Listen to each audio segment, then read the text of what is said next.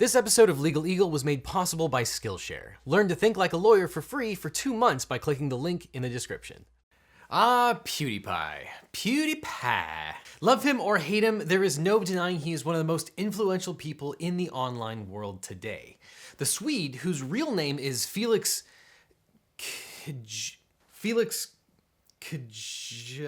whose real name is Felix, has over 96 million subscribers at the time of this video. That is an astonishing number for a guy who got his start just making funny videos for gamers. Like others who accidentally built an enormous online platform, PewDiePie has a way of stumbling into controversy. His most recent controversy involves India's High Court blocking 2 of his YouTube videos that were allegedly defamatory, racist, and offensive. What the heck is defamation in India and how is it different in the United States? Well, that's the topic of today's video. Hey Legal Eagles, it's time to think like a lawyer. PewDiePie has built an incredibly large media company just by being a version of himself. The Swede is known for juvenile jokes, meme reviews, pop culture commentary, video gaming, and goofy music videos. My name. There's of course an enormous appetite for this kind of content, and it has paid off handsomely for PewDiePie, whose net worth is over $20 million. PewDiePie, the YouTuber, thrives on arguments and seems to get a kick out of provoking people, and of course, this is going to rub some people the wrong way. Over the last 3 years, a handful of loosely affiliated far-right groups have seized on some of PewDiePie's comments. Some people think that PewDiePie welcomes this association, but others think that his comments are taken out of context and blown way out of proportion. A few of the controversies swirling around PewDiePie include him once saying the N-word while playing a video game, making 9 videos in 6 months that include references to Nazis, including swastikas, Nazi salutes, and photos of Hitler. He included a video clip of a person dressed as Jesus saying Hitler did absolutely nothing wrong. Those videos caused Disney to back out of a contract with PewDiePie to produce original content. And he used a freelancing website, Fiverr, to hire 2 Indian men to hold up a banner reading "Death to all Jews." Through it all, PewDiePie has maintained that these were just juvenile jokes gone wrong and has admitted to his mistakes in the past. I'm really sorry if I offended, hurt, or disappointed anyone with all of this. Unfortunately, some right-wing communities have adopted PewDiePie as a kind of mascot in their movement, posting about him in the neo-Nazi site The Daily Stormer and making lots of memes promoting his content. These kind of third-party attributions reached a fever pitch after the New Zealand mosque massacre, when the shooter actually encouraged people to, quote, subscribe to PewDiePie, as was part of the internet meme at the time. I think it's time to end the subscribe to PewDiePie movement or meme. PewDiePie staunchly maintains that he is not a supporter of any right-wing causes, but others have said that PewDiePie has not done enough to distance himself from these various groups. Generally, PewDiePie has reiterated that his overall stance is it's just a joke and it's all a parody. Which takes us to T-Series. The latest issue involving PewDiePie's sense of humor involves the Indian record company T-Series, which has a huge following on YouTube in its own right. As of the time of this video, the Indian record label T-Series has the biggest YouTube channel in the entire world, which recently surpassed PewDiePie's channel with over 97 million subscribers and counting. It looks like T-Series is going to be the first channel to reach 100 million subscribers in the entire world. After T-Series surpassed PewDiePie in followers, he responded with 2 satirical diss tracks, one called Congratulations and the other called Lasagna.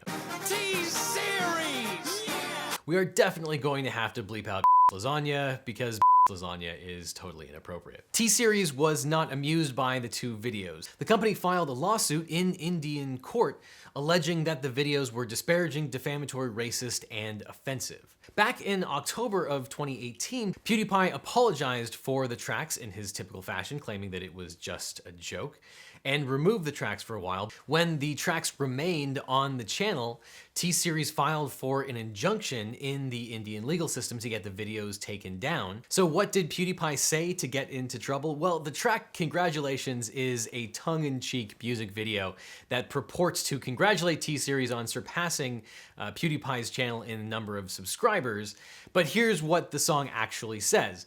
PewDiePie accuses them of once being a purveyor of pirated songs and videos. He says that T-Series sent him a defamation letter. He insinuates that they have ties ties to the Indian mafia.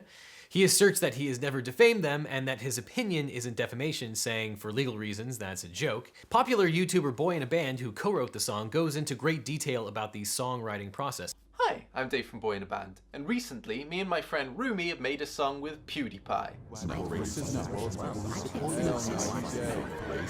Whoa, calm down, fellas. It's definitely worth a look on his channel. And as a purported example of what isn't defamation, he says, Indians have poo-poo in the brains, still not defamation. PewDiePie actually nails the issue with that last lyric, it's still not defamation. Or does he? What counts as defamation? Well, first, let's talk about defamation under US law. Defamation is the communication of a false statement that harms a person or organization's reputation. Like the United States, India's legal system is based on English common law. But America, India, and the UK approach defamation in completely different ways. The law of defamation is concerned with stopping publication of statements that injure a person's reputation. This law comes from the common law of England, where Alfred the Great once announced that public slander was to be compensated with no lighter a penalty than the cutting off of the slanderer's tongue. Although we aren't cutting out anyone's tongue for defamation these days, there are now civil penalties for defamation in the United States. Some legal commentators have noted that all American freedoms begin with freedom of speech, and over the years American law has developed a doctrine of defamation that tries to balance harm to someone's reputation with the anti-censorship tradition of the First Amendment. So let's do a quick review of how to prove defamation in America. There are two kinds of defamation historically. Slander is defamation by spoken word alone, whereas libel is defamation by written word, video, or song. But in the modern context, there isn't much differentiation. It's basically all defamation. A communication may be considered defamatory if it, quote, tends to so harm the reputation of another as to lower him in the estimation of the community or to deter third persons from associating with him. To prove defamation, the defendant must show three things. The defendant knowingly or negligently made a false and defamatory statement of verifiable fact concerning the plaintiff, the defendant made an unprivileged publication to a third party, and the publisher acted at least negligently in publishing the communication. The statement must be, of course, untrue and harmful to one's reputation. The defendant can defend him or herself by claiming that the statements are literally true, but the burden of proof is on the person who says the statements are defamatory to show that the statements are actually false. American law has an even higher standard when the plaintiff is a public figure. When the statements involve a public figure, it doesn't matter if they happen to be false. In those cases, a plaintiff must also show that whoever made the statement did so with what's called actual malice. By choosing the standard, American law has chosen to tip the balance in favor of free speech. India, on the other hand, tips the balance in favor of protecting the person or entity's reputation. Mind you, I am not an Indian lawyer. This is merely my understanding based on my research as an outsider looking in, so take my statements with a grain of salt. So let's talk about defamation under Indian law. The Indian Constitution protects freedom of speech under Article 19 to that Constitution. However, defamation is an exception to the general protections of free speech. India makes a person's reputation as a key aspect of the right to life, which is also guaranteed under the Indian Constitution. India's definition of defamation is the, quote, publication of a statement which reflects on a person's reputation and tends to lower him or her in the estimation of right-thinking members of society generally, or tends to make them shun or avoid him or her. In India, defamation can be both a civil and criminal cause of action.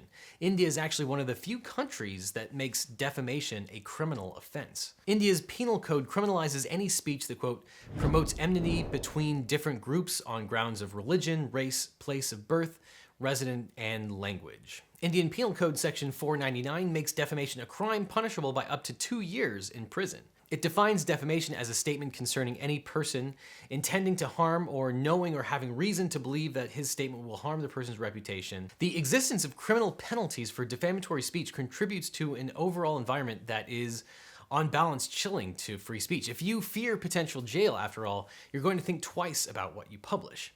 While there are several exceptions to Section 499, truth is not always one of those exceptions. And the civil claim in India is similar. Truth is a defense only if the statement was made for the public good.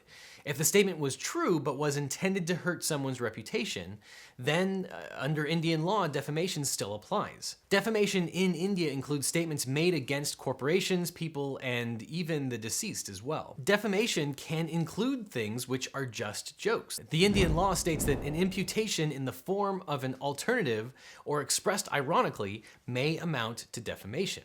So, looking at PewDiePie's case, PewDiePie's defense that his videos are just jokes would work pretty well in the US. Satire and parody are good defenses to defamation. Satire can be a sharp political critique, and such commentary is well within speech rights in the US.